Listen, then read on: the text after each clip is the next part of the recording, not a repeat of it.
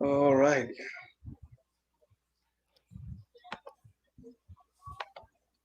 Okay, we are live here. A very good morning to Tim and Mark Gorkin. All right, Good morning. yeah. So Tim is joining in as usual from Texas, Albuquerque, and then Mark is joining us from uh, Philadelphia, No, Columbia, Maryland. Columbia. All right. I'm so sorry. That's near Baltimore and D.C. Eastern. There Okay. you go. Not There far, you that, go. not that far from Philadelphia, but I just got to ask Tim, how are you handling the hurricane? Oh, I'm not in the hurricane. I'm in a place called Albuquerque, New Mexico, which has mountains and mountains and Okay, well, so you're not in thousands of Texas. miles. Yeah, we'll get a little bit of it, but mostly the weather comes from California and up through Mexico across us. So when we have 40 miles of wind, there's always a tornado the next day in Oklahoma. So yeah, we're protected. We're protected. We got to improve Kumar's understanding of the geography of the United States. We'll get there as long as we learn the geography of India at the same time. That's only fair. No, I do follow news, especially when the elections are there. I just love elections. Any country, I love elections. This election is creating a lot of stress for people. Let me tell you, this election is creating a lot of stress. Yeah. Which also, how is it going, by the way, Mark? How's the election campaign? How's the election campaign that you see it? How is it going? Oh, it really shows the divisiveness in the United States between what they call the red states, which are more the Republican states, and the blue states, which are the Democratic states. And there's very different perceptions of the world based on that distinction. And some people love Donald Trump, and a number of people despise him. You know what's funny, Mark? Yeah. That was what the country was built on hundreds of years ago. The English were frustrated with the United States because they come in and they go to a bar and they'd have these guys arguing, and it was like, you guys are fighting, and the people of the United States, no, we're debating. We're coming up with great ideas, and we're finding out common territory so we can figure out these hard problems. I hope it evolves to that now. Well, right now, I don't see that yet. It always has, and that's why we call the United States the Great Experiment. Okay. It is the Great Experiment. It's interesting. The other day, me and Tim were talking about the debates, why people have started shouting in debates. I mean, the moment you start shouting, the debate ends, isn't it? But yeah, I mean, the paradigms has changed with time, I believe. But yeah, anyway, we will talk all this, Mark, for the people who has joined in. Let me introduce you, Mark Gorkin. He is a certified clinical social worker. He can actually help you manage your stress. I mean, he has been doing it well. Myself and Mark has actually executed one assignment for a school last year, where Mark has given a 2-day workshop for the teachers to manage their anger management. Was it anger management, Mark? Yeah, there was stress and conflict, like in any organization, the issues are going to come up. I will certainly ask on that as well. Yes. So I'll ask you this question: about your experience in. But before we can start that, if you can help our viewers and all of us to let us know about yourself, how the journey started, what you exactly do, what's your interest. Well, going to social work graduate school, you really are trained in psychology and human interaction. I think that's very important in not just what's in the head, but what happens between two people once they start talking and arguing and sharing ideas and sharing different points of view. And of course, how our family upbringing and our cultural upbringing impacts the way we see the world and we see other people. And so it's a very rich field. Truth be told, my family was quite an interesting psychological laboratory. There was a lot of craziness in it, and so I had to learn how. I needed to take social work classes and psychology classes to make sense of all of it. And you know what? Most of us have come from families where, you know, there are going to be a lot of issues we have to get a better handle on if we're going to really be able to establish our own path of integrity and passion. You know, so this is all very related to not just your personal life, but your career path, how you interact with people that personally, professionally. Anyway, but what really did it is I was working on a doctoral dissertation down in New Orleans, and I sort of had an experience that really fired up my creative brain cells.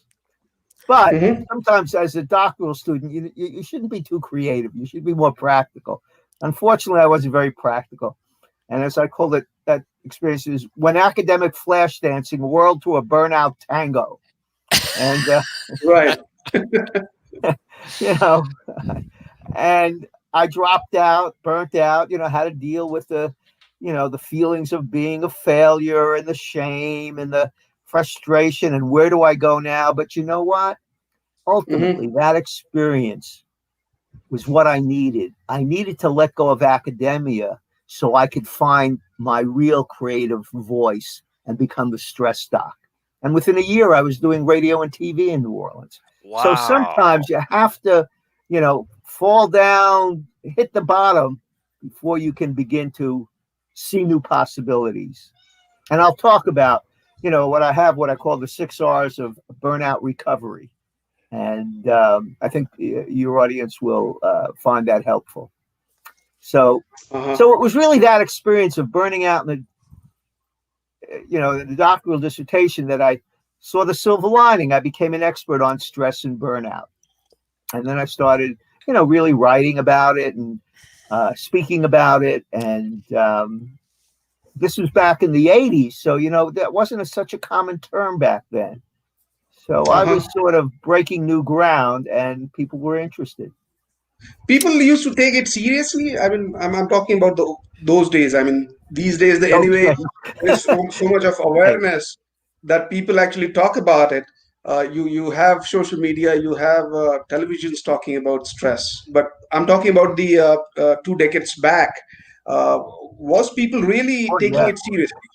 Well, those that were going through it, just because it wasn't being talked about in the social sort of arena, the social marketplace.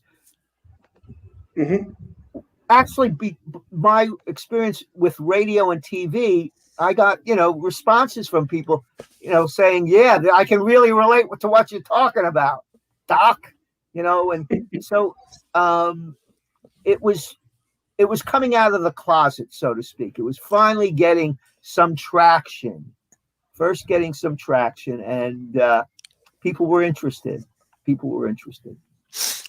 Wow. Well, I back 2 decades hence. I started actually 4 decades hence, the 80s. Wow. Talking 40 years ago. So I started just to understand this, I started in my primary career 1991 and 1990. So back in 1980s, was stress prevalent? Or was it just as prevalent, or was it just that we didn't have as much stress, or are we just talking more about stress now? I don't know, but if you think about the 80s, there was a very, you know, people are uptight about COVID and stressed about COVID. Well, there was something called AIDS and HIV in the 80s that was freaking out a lot of people. So, you know, I think it's always been there. It's how in New Orleans, you know, one of the ways you deal with it is, as they say, is with a go cup. You know, alcohol was a great way of dealing with stress in New Orleans. Yep. Not always the best way. Nope. And, Thank you, liquid distraction. Yes. Yeah, that's right. Yeah. And, Okay. but I think, it's always been around, but, I think we're starting to acknowledge it and talk about it a little more. I see the prevalence of like 12-step programs that are not just for alcohol and narcotics, but now for all kinds of relationship issues, codependency, adult children of alcoholics and dysfunctional families. I mean, I think it's beginning to, and look at the popularity of let's say someone like Oprah Winfrey. Why is she so popular? Well, she's talking about issues that are impacting. So maybe to Tim's point, the media certainly is putting a greater spotlight on the issue. Mm-hmm. How do you actually define stress? What is stress? Basically, stress occurs when you're in a situation that is asking you to respond to a challenge, a loss, a threat. And depending if you feel you have the resources or not to respond to that threat, loss, and challenge, you will either have, if I feel I can handle this, you won't have much stress, or you'll have what's called good stress, just like today. I bet you all of us have a little bit of that performance edge going on, which is what makes our performance even better. If I'm so blissed out or so anxious, I'm gonna blow it. But there's an optimal level of stress that keeps me focused, that keeps my mind sharp, it helps me remember stories that I want to tell, or so an optimal level of stress is when we perform at our best. No, the only time you have no stress is when you're 6 feet under. So we don't want that. So, however, if that's threat, loss, and challenge, you can't seem to respond, but it's not going away. Then you start getting what's called hypervigilant. You're always on guard. You're always watching your back. What's going to happen next? And that's when normal or acute stress turns to chronic or distress. And for example, prolonged distress, prolonged chronic stress, we know can lead to medical illness, addictions, depression. It's all the things that if you don't get a handle on the stress, over time, it's going to make you get a handle on it one way or the other. Stress and anxiety, are they the same, or is there a difference? Well, I think stress is the larger category. Anxiety is one manifestation of stress, where you tend to, worry about things and expect the worst. And that's a key point. 2 key words, just to simplify things a little bit. Do you have a sense of control in a situation? When you don't, chances are that's going to create some stress. And what often is related to control is how realistic are your expectations. If you keep on having unrealistic expectations, and the third point, do you have this critical judge in your head that says, "Oh, you didn't do it perfectly. You're that's poor show, fella." So control, expectations, and do you have that critical judge operating in your head? Those things. So there's 2 drivers of stress. There's external, like my company is going through a bunch of layoffs. And then there's perception, and there's my ability to respond to that. And both of them can actually either influence stress in a positive way so I can manage it, or in a negative way so I can't manage it. And I would add one thing, Tim, because I agree absolutely. Often they say it's not the stress, but it's how you're interpreting the situation, how you're perceiving it, and that's impacting how you're responding to it. Yeah. And the other thing that I would add is especially in the culture, let's say, of the United States, where you're supposed to be able to pull yourself up by your bootstraps, stop being a complainer, don't Yeah. share your dirty laundry with anybody. You're supposed to be able to be that lone cowboy or cowgirl that does it by him or herself. And that's really one of the dangers, is when you don't recognize how important it is to reach out and get feedback and get ideas and get sometimes support, resources for other people. And that's where some of our cultural values can add to the stress. So one of these components to actually help us manage the stress is the social networks that we create. And that would actually be very interesting in the current world we live within, where we're not around people all the time.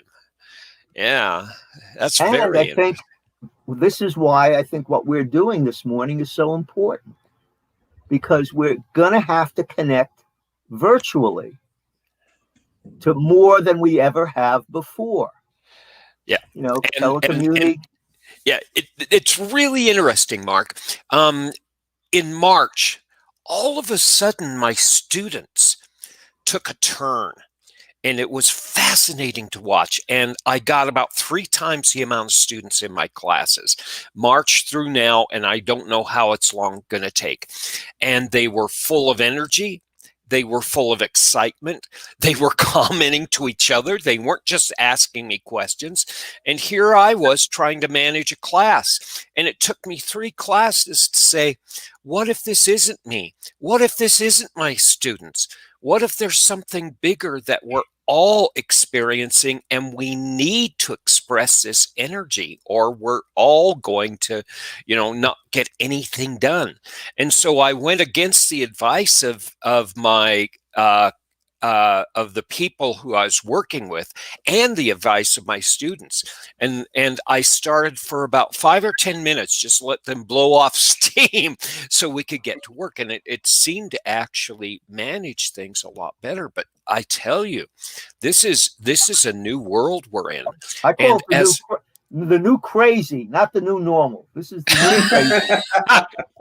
Oh yeah, I've been studying these in history, these times when we've had illness, not just illnesses like this, but great upheavals in society, climate change and all these things. And every time that hits, society has to make a change, and there's 1 to 3 decades that everybody feels uncomfortable. And my question to you is, as individuals, how do we actually, not make progress, but how do we just keep afloat when we go through these crazy times like this? Let me tell you a study that was done, talk about on a smaller scale, but certainly a time of upheaval. Some of you may remember, again in the 80s, when they broke up Ma Bell, the telephone company, right? That was, at least, in the States, and probably had worldwide ramifications. That was shaking up people, in the industry, but especially, with Ma Bell, Belltel. And a woman named Dr. Suzanne Cabasa did a study of the executives, and she found that some of them were, really having a hard time. I mean, this whole was going to have a job, what are the new rules? How do I negotiate? What about my turf? Everything was up for grabs. But some execs seem to be managing this storm, this organizational change storm, well. And she found that there were 4 factors that distinguished the execs that were really having a hard time and the execs that she called the most psychologically hardy. So her concept was psychological hardiness. And there were 4 factors, and I called them the 4 C's of psychological hardiness. First, the most hardy execs had a sense of commitment. Even though they didn't like what was going on, they didn't just tank their, didn't just throw in the towel. They still were doing the work that, with integrity and commitment. But they weren't, as some, staying at work 20 hours, hoping that if I sacrifice my mind and body for the company, I'll be rewarded. That heaven's reward fallacy. And of course, those were the ones that burnt out the most. So they were involved with work, but they also knew they had to connect with their family, their friends, those social networks that Tim talked about. Second, they had a realistic sense of control. They knew this wasn't just another reorganization. This was shaking up the puzzle in a profound way. And so they stepped away from their turf. They didn't just cling, I got to hold on to what I got. No, they were the ones that were able to let go. And how did they let go? They understood the grief process, and they understood the nature of change. It's natural to be anxious, to be angry, to be, when people are pulling the rug underneath your feet, so to speak, changing your whole world. Those feelings are natural. It's the people that can deal with them quickly and honestly and deeply that are the ones that are going to be able to, just like what you said, Tim, you let your students kind of vent to get out their emotions, and then they can focus. Well, if you don't do that kind of grief, you really can't focus. And so these hardy execs were the ones that knew how to grieve. They did it. They weren't ashamed of it. They talked about issues, feelings, and then they were able to let go and step back. And now be in a position, what are my options? What are the trends that I'm beginning to see? They weren't so tunnel vision on just saving my job. They had more opportunities and options. And finally, which also is very important, the most hardy execs that were the ones that were getting regular physical exercise or conditioning. And we know exercise not only stirs up, those endorphins and dopamines, good chemicals that help you. That's not so much a runner's high, it's a runner's calm. These chemicals sort of get you to kind of lower the stress level, kind of slow your mind down. It's a little bit like meditation. That's what you want to do. You don't want that racing mind that keeps you so anxious. Slow the mind down, be able to see a bigger picture. And to me, what's so wonderful about exercise, and now I'm not running anymore, but I walk 1.5 miles, around the lake. So I'm really getting a couple of benefits. I'm fortunate to have a lake in walking distance. Is when you think about when I set out on my 1.5 mile walk, what am I doing? I'm creating a beginning and end point for a tangible sense of accomplishment and control. That's part of my success ritual. And then when everything feels up in the air, what do we need? You can't see me pounding my feet, but we need to feel grounded. And so creating a beginning and end point, and something that gives us that sense of control. Remember, we talked about control being one of the key factors when we don't have enough control, feeling really stressed out. Plus, we also know spending time in nature is a way that really both helps quiet the mind, gives us a sense of connection to a larger picture, and is stress relieving. So there are those commitment, control, realistic control, being willingness to confront the emotions involved in change, and regular physical exercise or conditioning. Those 4 C's really determined whether the execs were thriving or barely surviving. Wow. Yeah. You talked about the 4C, Mark. Let me ask you this. Is there any Pulse vaccine? I mean, basically, can you inoculate the stress? I think a lot of people do try to inoculate with stress. It's called using alcohol, using drugs. That's the problem. Now, of course, depending if you've had a good psychiatric evaluation, some people are prescribed medication for stress, anti-anxiety. But even there, you never just want to give a person a pill and send them away. No, you want to give them survival tools. How do you learn to manage your stress? How to learn to set boundaries and say no. In fact, this is really, I have what I call my formula for natural speed. Shall I just jump in, or Tim, Kumar, do you want to make a comment before I sort of go into natural speed? Go for it. Go for it. Okay. It stands for sleep, priorities, passion, empathy, exercise, and diet. So sleep. Why are they finally saying to medical students and interns and residents, you got to get 6 hours of sleep a night when you're on duty? Very simple. Medical malpractice lawsuits. That's it. You can't function with any kind of clarity and accuracy if you're sleep deprived. So that notion, hey, we're tough, we can go on 2 hours of sleep, we don't know what the impact was on all those patients that they were so macho with.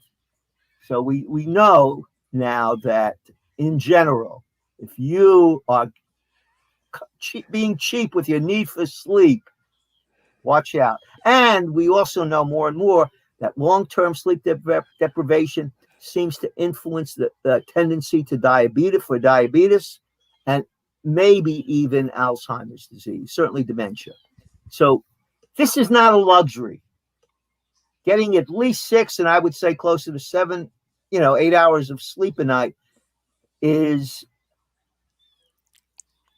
critical if you want to be a top-notch performer, let alone respect your body's need for health, health issues. Priorities. And I'm going to set priorities in a simple way. How comfortable are you saying no to people?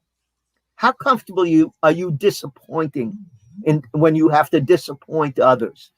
I've had more people say to me, Mark, in workshops, until I learned how to say no, I was living on the edge of stress. Because if you can't say no, if you can't set boundaries, you feel like you always want to be the nice guy or gal. You don't want to hurt people's feelings. You're not speaking your truth. You're not. Someone said burnout's less a sign of failure and more that you gave yourself away. So how do you learn to say no? I'm going to give you some quick tips on saying no. Someone asks you to do something. Let's say a friend, family member. You want to sort of acknowledge their request that it's important. I understand this is important, but right now, with what I have going on my plate, I can't do ABC for you. Maybe I can help you with DEF, or call me back in a day or two and let's, revisit. Things might be different.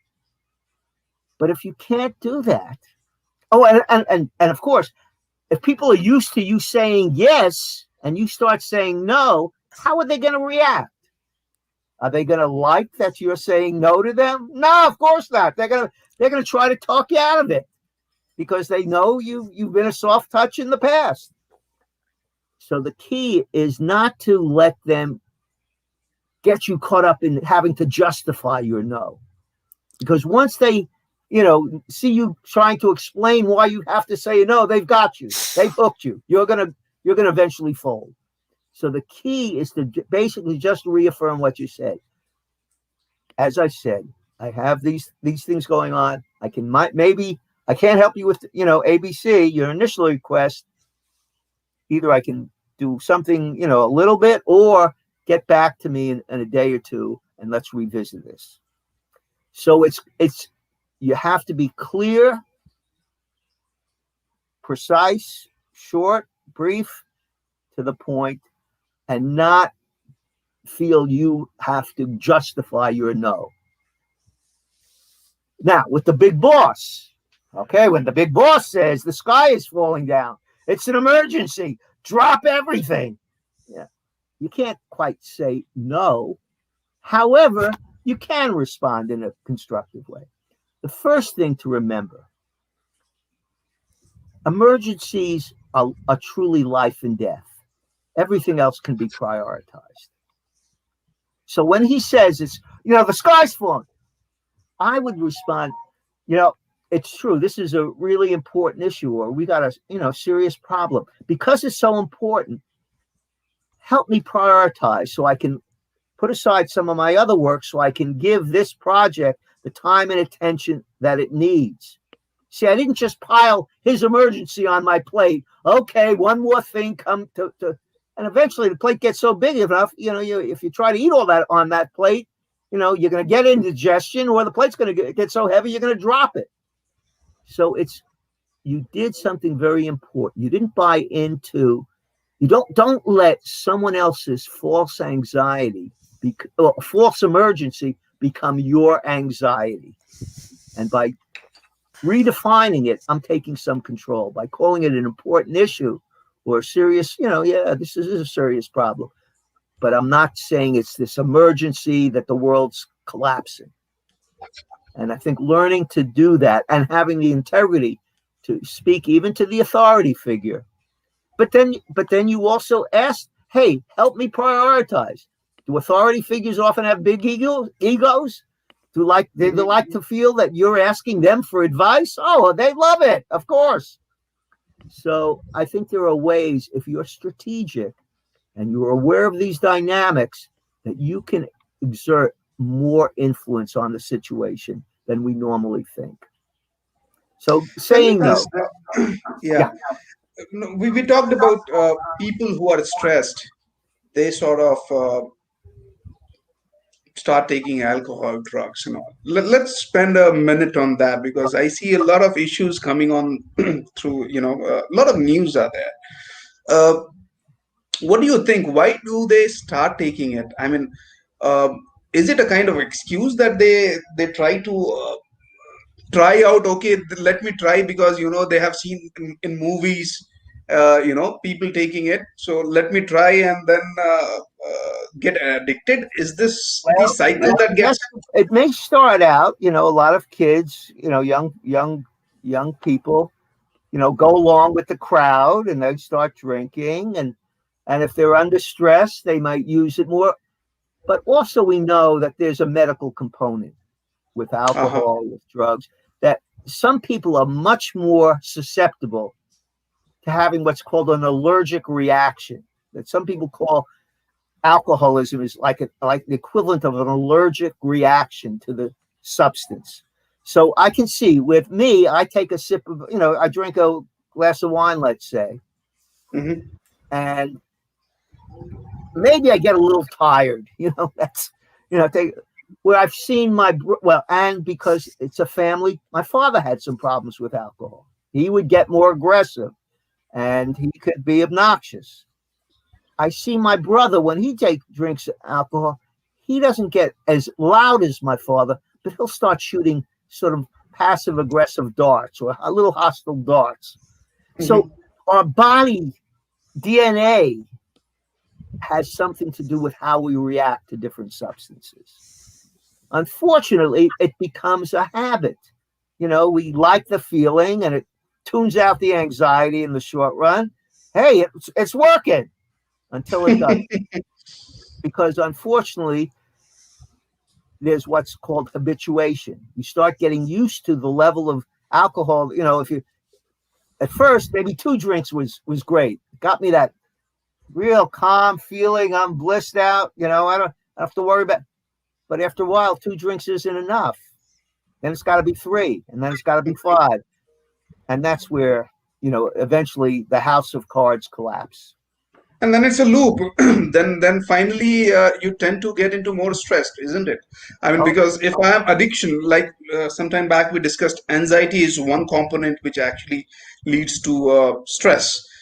Similarly, addiction could be another component which can lead. People start out thinking drinking will help relieve their stress, and then ultimately it becomes more than stress. It generates a life crisis, almost literally a life and death crisis if it continues long enough. And which gets back to actually, if I continue natural speed, passion, sleep, priorities, passion. I always believe we should have something that we can escape to that's nurturing, that speaks to our soul. For some people, it can be gardening. For other people, it's riding a motorbike. For other people, it's hiking in mountains. Whatever it is that really allows you. One woman in a group that I know does wonderful sewing. She loves to sew. Find something. We used to call it a hobby. I don't know, but find something that really lets you express your true voice. Mm-hmm. Empathy. We talk about, that's why are these, Tim, do you want to say something? I see you're responding. You struck a chord in me when you were saying that, and when you say empathy, all of a sudden I think about emotional intelligence. When I was going to business school, emotional intelligence was a leadership topic, and it seems that in public articles across the internet and in conversations on YouTube all the time, emotional intelligence is almost a human survival mechanism. And I hearken back to the definition of emotional intelligence. It's not just understanding the emotional behavior of individuals, it's understanding my own and my ability to sustain some amount of control over my emotions.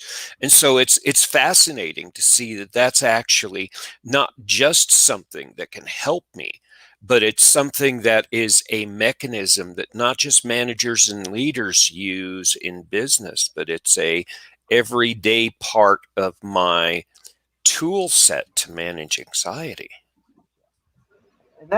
And that's another point, links what we were talking before. The danger of alcohol, excess marijuana, is that you're using that to sort of numb your emotions, and you're not learning to regulate your emotions. You're not experiencing them, you're not feeling them, you're not leaning into them, and you can't learn how to manage them. We have a comment in my part of the world. You have to be tough to live in the West, and that again, that's a distraction. That's a distraction. That's not facing this monster, and we forget that this monster that we call anxiety and stress is something that came from us, and if it came from us, it must be smaller than who we are. And it has a positive function. It's one of Yes. the positive functions of stress is to get your attention. Right. If you're numbing it so quickly, you're missing that opportunity to, what's the stress telling me? Excellent. What's the stress saying? Hey, Mark, you need to pay more attention on this area. So there's a certain amount of stress that really helps focus us and gets us ready to be a little more courageous, to be a little more open and honest. Yeah, stress is a survival mechanism. It can become, a destructive mechanism when you don't pay attention, or you're just so fixated on it, and you're not really looking at your own internal mechanism. You're now so worried about what's coming at me from the outside, and that's when you become you burn out on that kind of hypervigilance. Right. One of my friend in a group just asked me when getting attention or carving for something, or I want to be perfectionist. When I get this feeling that I have to become better, I have to become perfection, whatever I do, that can lead to stress as well. Unnecessary stress. Because, yeah, would you like to comment on this? Well, but really, why do some of these people have this rigid need for perfection? That's the question. Where is that coming from? And usually it's coming from often an upbringing where someone said you weren't good enough. They were always critical. So you feel just doing good work isn't enough. You've got to be perfect so I won't be criticized. Or pride, I've got to be the best. I've got to be number one. I like the idea of selective perfectionism. Some things I want to be the best. I'll agree. I want to, when I do a workshop or I'm writing something, I want it to be my top notch. But there are a lot of things I don't need to be the best in. Do you think let society is responsible let other somewhere? people have their moment in the sun. Mm-hmm. I don't have to.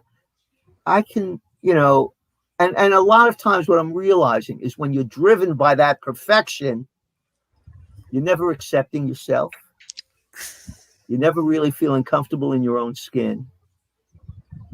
And when you can't accept yourself and feel comfortable in your own skin, guess what? You can't accept others and relate to them with emotional intelligence. You're going to be judging them. They're not meeting your standards, or whatever it is. You're going to be much more critical of yourself and much more critical of them. And you're missing an opportunity for real give and take intimacy with people. What role you think society has to play in here? Uh, how society can be responsible for uh, putting up stress and releasing stress. I mean, it can do the both. Coin has its two sides. Cam, what do you think? You see, I just used a very useful stress maneuver. When you're not sure, ask someone else. So here's the thing. What you said, Mark, was very prescient, okay? If you look at stress, negative stress tends to look at this tension as an external driven exercise, right? It's a perception that something outside me is telling me I have to or I cannot. But when I have healthy stress, it's something internally driven. It seems to me, and I've been fascinated by some people who seem to have an internal moral compass, and they don't have stress. They have tension, they have excitement, but they don't have stress. They have ownership of I have to be perfect here because they love what they're doing. They're naturally better than anybody else.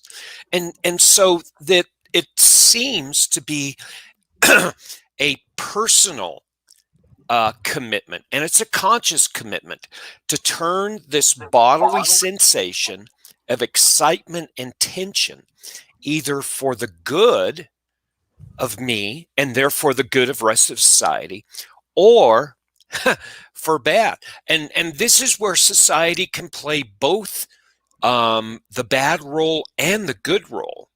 Society can say you have to conform, and if it's not for the natural behavior of people, society is going to break people.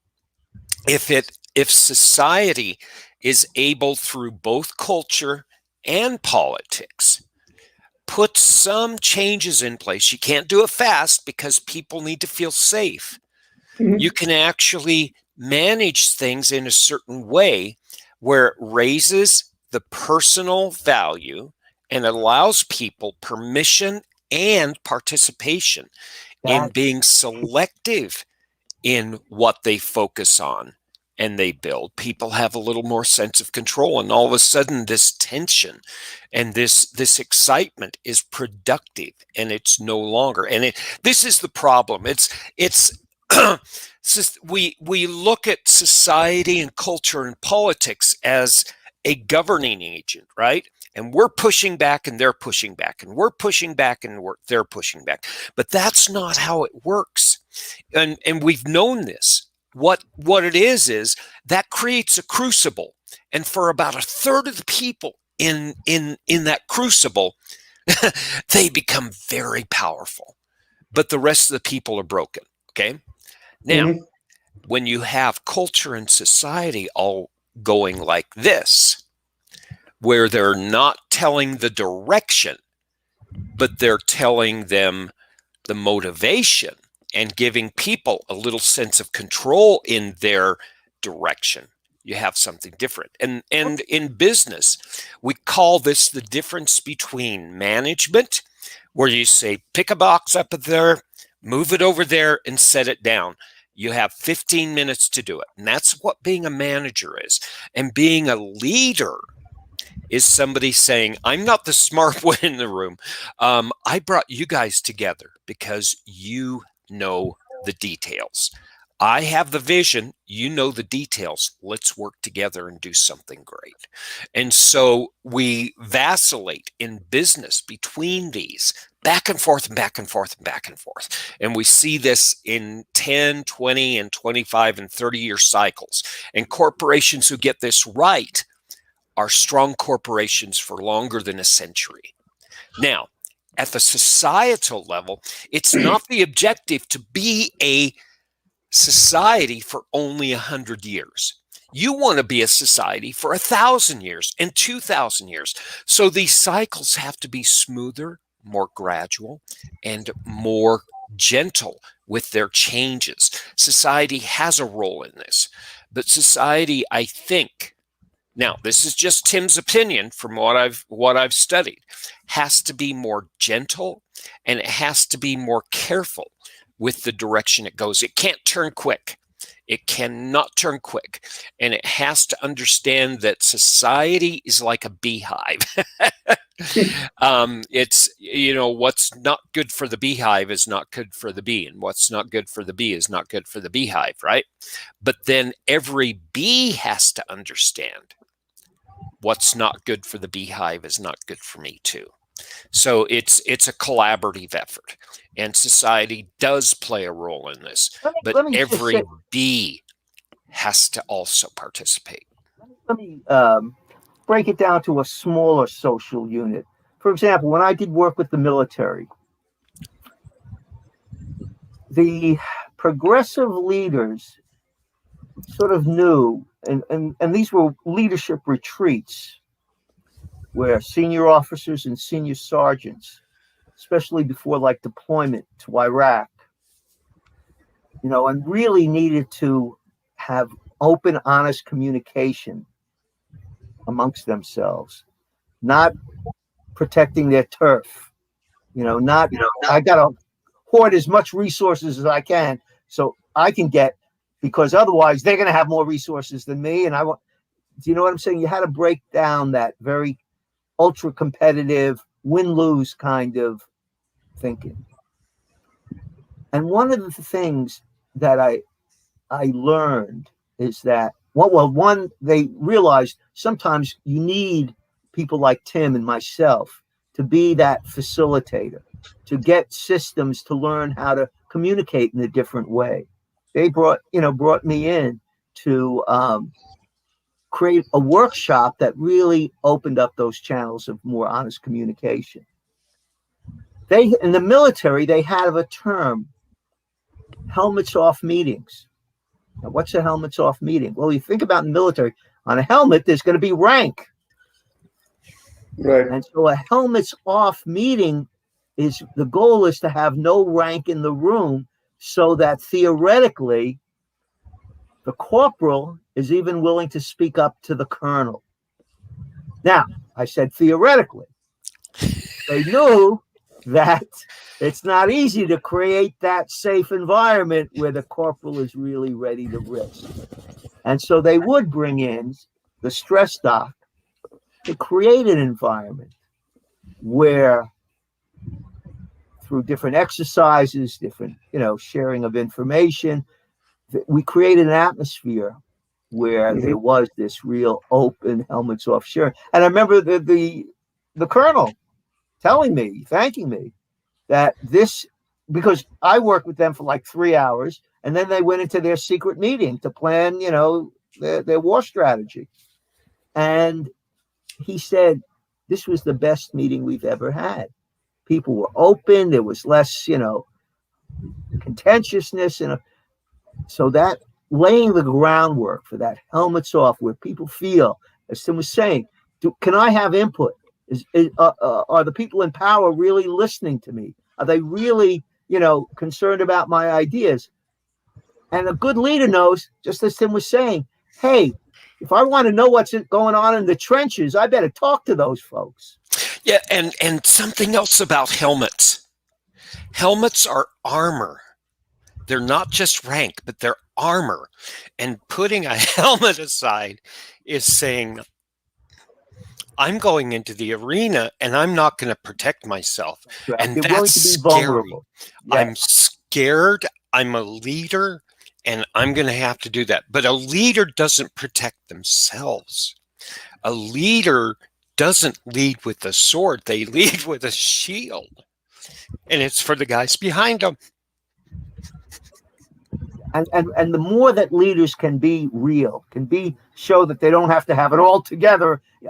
What's the message? Hey, I can be real with this colonel because he's not going to judge me. He's not afraid to be real himself. So this is where some of the great leaders are not afraid to project some vulnerability. Right. Because that's real courage. Courage is doing the right thing in the face of vulnerability and fear and still not backing away. Right. I mean, courage to converse, communicate is what help you to get rid of stress. The more you're going to keep things inside you, Right. you know, yeah, I mean, the more, you live in a cocoon, you are more stressful. The moment you start spreading it, sharing it with your friends and family, with your mentors, with your peers, colleagues, I think, I mean, it goes out, isn't it?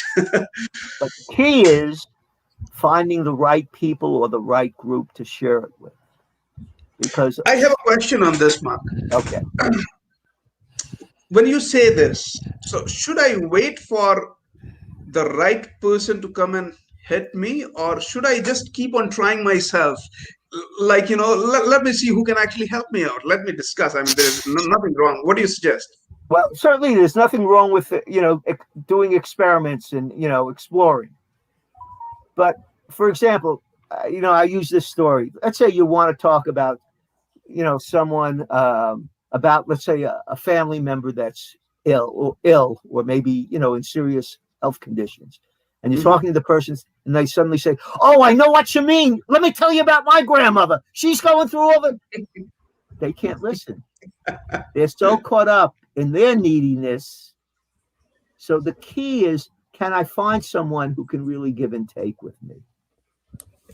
Because the reality is so many people have a need to share their emotions because they are bottled up.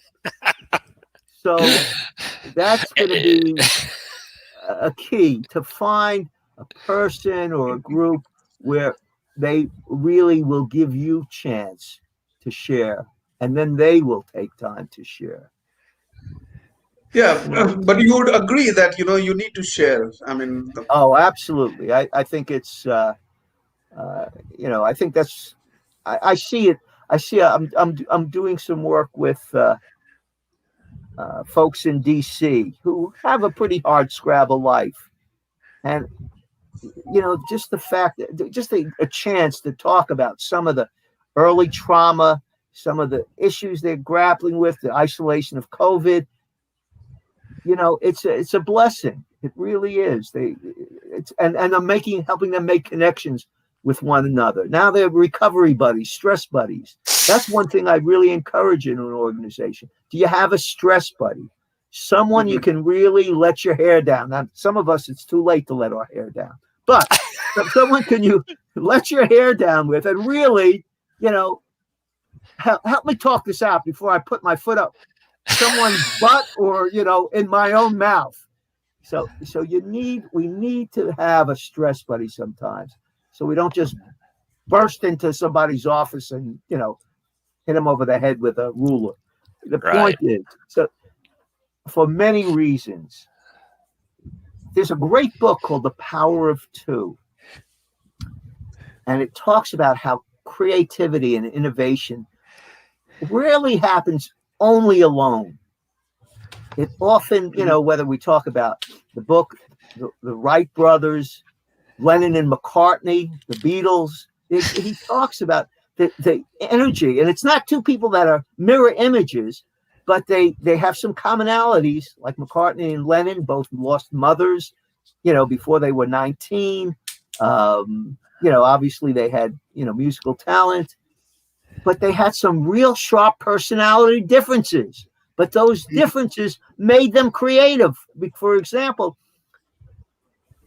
John Lennon would confront Paul about, hey, your lyrics are getting sappy and syrupy. And McCartney would challenge Lennon and say, hey, you don't have to be so, try to pretend to be a macho, tough guy. And they both brought out the best in each other. Mm-hmm. And that's what you want, is someone who, understands you, connect, but not be afraid to challenge you a little bit. True. With respect to the current situation, Mark, COVID has came in, and then the economy slowdown was seen in, I think, all the countries. I think nobody is, is. I don't see anybody who is not affected with it so far, right? How That's why I do you call like it a pandemic. It's pandemic? Yeah, everywhere. everywhere. What advice would you like to give out to the people who are like, and I totally agree. Many of my friends actually keep me calling in and says, hey, you know what, life has actually taken a 360 ever since the lockdown was imposed. I never ever had a thought that, I had to see my wife's faces.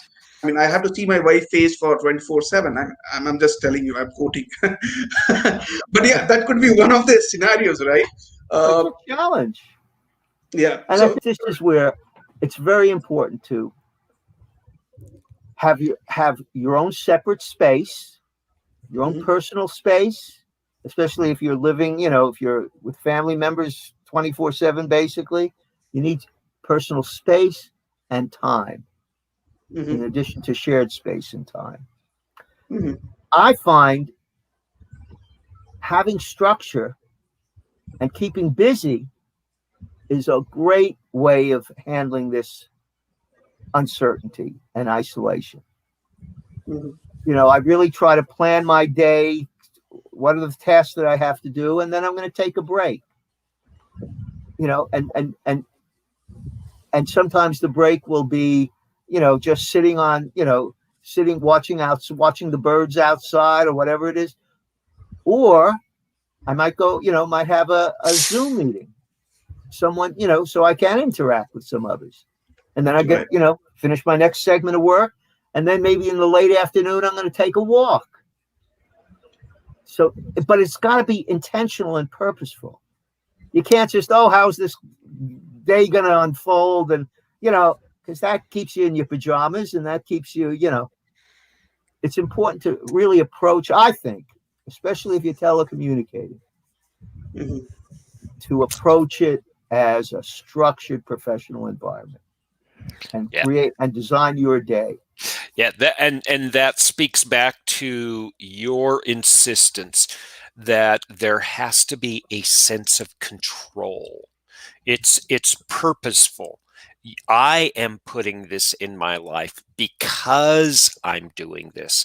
I am feeling more safe. I am feeling better. And this is making my body and me actually move forward in a positive direction. Wow.